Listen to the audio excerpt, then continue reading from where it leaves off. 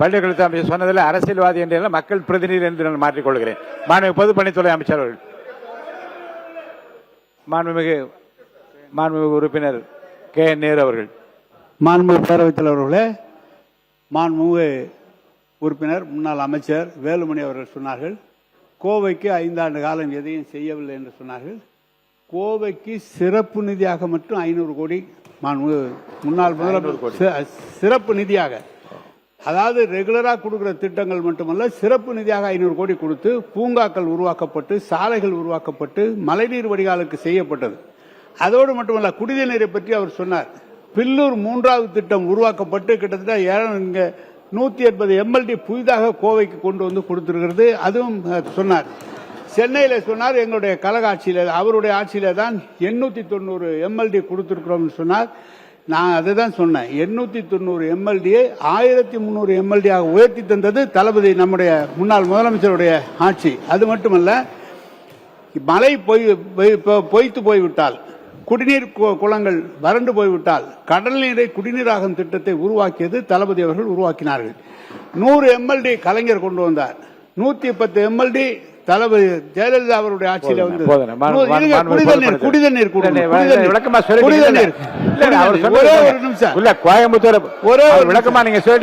சென்னையை பத்தி சொன்னார். நீங்கள் அளித்த இந்த விளக்கமே போதுமானது. முடிங்க.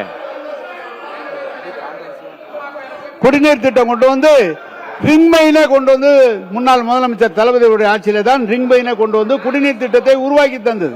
எனவே அவர் நாங்கள் 890 சும்மா நாங்கள் 400 1300 MLD கொடுத்தது கழக ஆட்சியிலே தளபதியுடைய ஆட்சியில தான். அவை முன்னவர் அடுத்து பொதுப்பணித்துறை அமைச்சர் சொல்லணும். உட்காருங்க. சொல்றேன். மாண்புமிகு பேரவைத் தலைவர் அவர்களே, அவையில் இது போன்ற நிகழ்வுகள் நடைபெறுகிற போதுதான் ஒரு மரபாக அவை கடைபிடித்து வருகிறது. அவருடைய பெயரை சொல்லுவது என்பது இதுவரையிலும் யாருடைய பெயரையும் உச்சரிக்க கூடாது என்றுதான் சொல்லியிருக்கிறார்.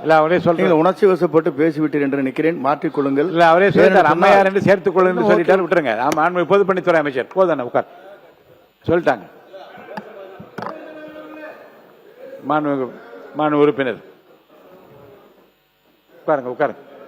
நீ உட்காருங்க. அவர் பேரவைத் தலைவர்களே, தென்னகத்தின் மான்செஸ்டர் என்று தான் கோயம்புத்தூருக்கு ஒரு இண்டஸ்ட்ரி இருக்கிறதால சொல்வதுண்டு. அந்த மாநகராட்சியை வளர்க்க வேண்டும் என்ற அடிப்படையில் தான் அந்தந்த ஆட்சிக்கு வருகிற பொழுது அதற்கு முக்கியத்துவம் தரப்படுகிறது. அந்த வகையில் தான் மாண்புமிகு நம்முடைய எடப்பாடி அவர்கள் முதலமைச்சராக இருக்கிற பொழுதுதான் இந்த அவிநாசி பாலம் என்பது அவருடைய ஆட்சி காலத்தில் தான் திட்டங்கள்லாம் தீட்டப்பட்டு டெண்டர்கள் அவருடைய ஆட்சி காலத்தில் தான் விடப்பட்டதோடு மட்டுமல்ல, ஏறத்தாழ 10% பணிகளும் அவருடைய ஆட்சியில் தொடக்கப்பட்டு விட்டது. அந்த நிலையில் தான் தேர்தல் வந்தது. ஆட்சி மாற்றம் வந்த உடனே திராவிட மாடல் ஆட்சி ஏற்பாடு செய்யப்பட்டது. இதே சட்டமன்றத்திலே அவர் நெடுஞ்சாலைத்துறையிலே அவர் பேசுகிற பொழுது நான் ஒரு விளக்கமே சொல்லியிருக்கிறேன். உங்களுடைய ஆட்சி காலத்தில் நீங்கள் தான் தொடக்கி வச்சிங்க, அதில் ஒன்றும் மாற்று கருத்து அல்ல. உங்களுக்கு ஆட்சியில் தான் டெண்டர் வரப்பட்டது, அதுலேயும் மாற்று கருத்து அல்ல. ஆனால் 10% வேலைகள் தான் பணி ஆற்றியிருக்கிறீங்க.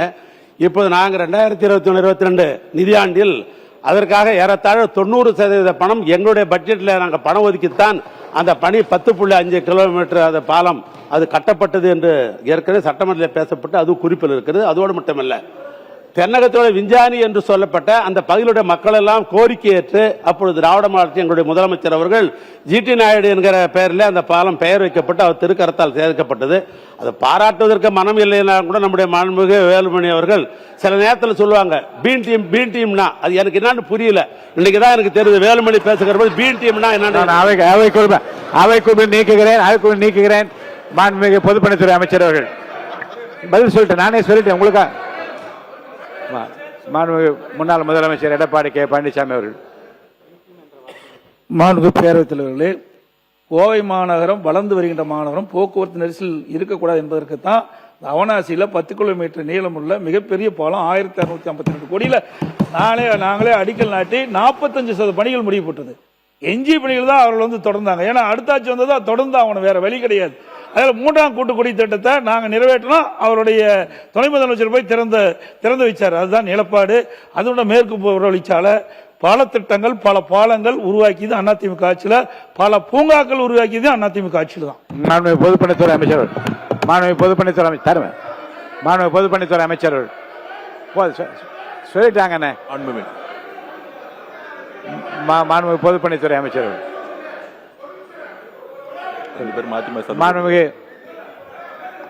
உட்காருங்க. நீங்க மாண்புமிகு பேரவைத் தலைவர் அவர்களே, இன்றைக்கு முன்னாள் அமைச்சர் ஏவா வேலவர் முழு பூசணிக்காவே சோத்துல மறைக்கிறார். அதான் எங்கள் முன்னாள் முதலமைச்சர் சொன்னாரு. 55% பணி முடிஞ்சிருக்கு. அது மட்டும் கொரோனா வந்த காலம் தான் அந்த பால பணி நின்றுச்சு, முழுமையா முடிச்சிருப்போம். ஆனா முழுமையா நிதி ஒதுக்கி எல்லா பண்ணது அதிமுக அரசு. 55% 10% சொல்றாரு. அதுல 50% கொரோனா வந்த காலத்துல முடிஞ்சு, மீதி அவங்க முடிச்சாங்க. அது மட்டும் இல்ல, ஆஸ்டின் பேசும்போது சொன்னாரு, எந்த கட்சி இல்ல, நீங்க எந்த கட்சியில இருந்து ஓடுனீங்க எல்லாத்துக்கும் தெரியும், நீங்க எந்த அதிமுக ஓடினாலும் அதெல்லாம் பிரச்சனை இல்ல. அது மட்டும் இல்ல, இல்ல ஒன்னு அதே நேரம்